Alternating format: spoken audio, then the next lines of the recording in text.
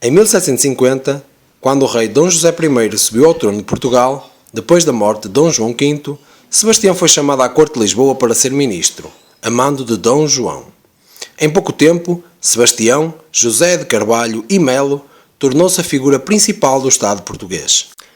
Durante o seu trabalho como ministro, Pombal fez muitas reformas e conquistou um grande número de adversários políticos entre a nobreza, o clero e os oficiais. A sua capacidade de trabalho ficou particularmente reconhecida pela forma como encarou o trágico terremoto de 1755, circunstância a partir do qual se tornou o homem de confiança de Dom José I.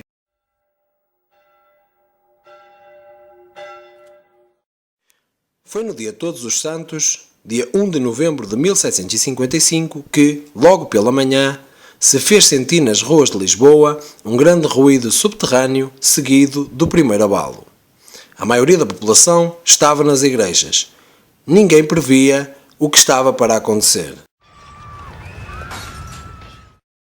Os terremotos estavam a causar danos significativos, fazendo ruir paredes e telhados, fazendo deflagrar-se incêndios por grande parte da cidade, tornando o ar quase irrespirável.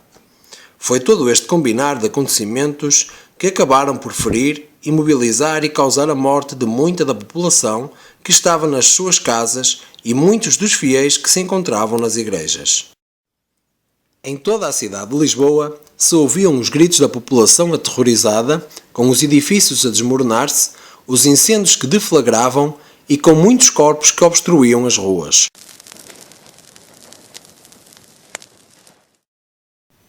O terremoto seguido do maremoto, que fez baixar as águas do Tejo para níveis nunca antes vistos, juntamente com os múltiplos incêndios, resultaram na destruição quase completa da cidade, com edifícios desfeitos, pessoas feridas e muitos mortos.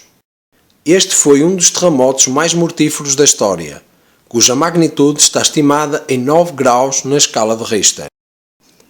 Com tudo isto, tornou-se necessário tomar medidas e foi por intermédio dos seus governantes que o país se envolveu na recuperação daquela que, em tempos, foi a capital do grande império. Assim surgiu o nome de Sebastião de Carvalho e Melo, tendo sido escolhido para liderar a equipa de reconstrução da cidade, procurando desde logo diversos objetivos e, principalmente, atender às necessidades básicas dos sobreviventes. Na reconstrução de Lisboa, destacou-se também Manuel da Maia, engenheiro-mor do reino. Das 6 plantas traçadas pelos colaboradores de Manuel da Maia, foi selecionada a de Eugênio dos Santos. Depois de todas as ações delineadas, as ruas estreitas foram substituídas por um traçado de linhas retilíneas alargadas, eliminando os becos. As ruas passaram a ser largas, com um traçado geométrico e com passeios calçados. As casas foram construídas todas da mesma altura, com fachadas iguais e com uma estrutura mais resistente a sismos. Importante foi também a construção de uma rede geral de esgotos, que acabou por terminar com o velho hábito dos despejos atirados das janelas. Durante a sua gestão, Pombal pôs em prática um vasto programa de reformas, cujo objetivo era melhorar a administração sem debilitar o poder real.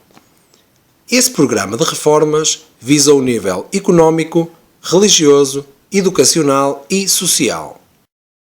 Pombal foi o responsável pelo caso da execução da família Távora e pela expulsão dos jesuítas de Portugal e das colónias. Os jesuítas eram conhecidos como os membros da Companhia de Jesus, que foi fundada em 1543 e que se dedicava ao trabalho missionário educacional. Graças principalmente à família real, o crescimento desta companhia deu-se muito rápido e a sua história em Portugal iniciou-se em 1540. Os jesuítas fundaram vários colégios e universidades, entre eles o Colégio de Jesus, em Coimbra, em 1542 e a Universidade de Évora, em 1559. Foram assim espalhando a sua ação pedagógica pelo país. Após o sismo de Lisboa de 1755, o padre jesuíta Gabriel Malagrida escreveu um impresso acerca da reforma dos costumes e da moral, que Marquês de Pombal entendeu como uma acusação, acabando por expulsá-lo para Setúbal e, mais tarde, condená-lo à morte em 1761. Neste sentido, os jesuítas acabavam por se tornar numa ameaça ao sistema absolutista que Pombal ambicionava implementar a toda a força, acabando por expulsá-los de todos os territórios portugueses em 1769. A luta de Pombal prolongou-se e o seu sentimento anti-jesuíta levou a afirmar que todos os males de Portugal se deviam aos jesuítas, fazendo com que a Companhia de Jesus fosse suprimida a 21 de julho de 1773. O reinado de Dom José I foi marcado pelas políticas de Marquês de Pombal e assinalado pela criação e reorganização de várias instituições. Assim, a 24 de março de 1777, Dona Maria I de Portugal sucedeu ao seu pai, Dom José I, ficando conhecida como a Piedosa, por ter libertado as vítimas da política de Marquês de Pombal, obrigando-o a viver longe de Lisboa e retirando-lhe todos os seus cargos.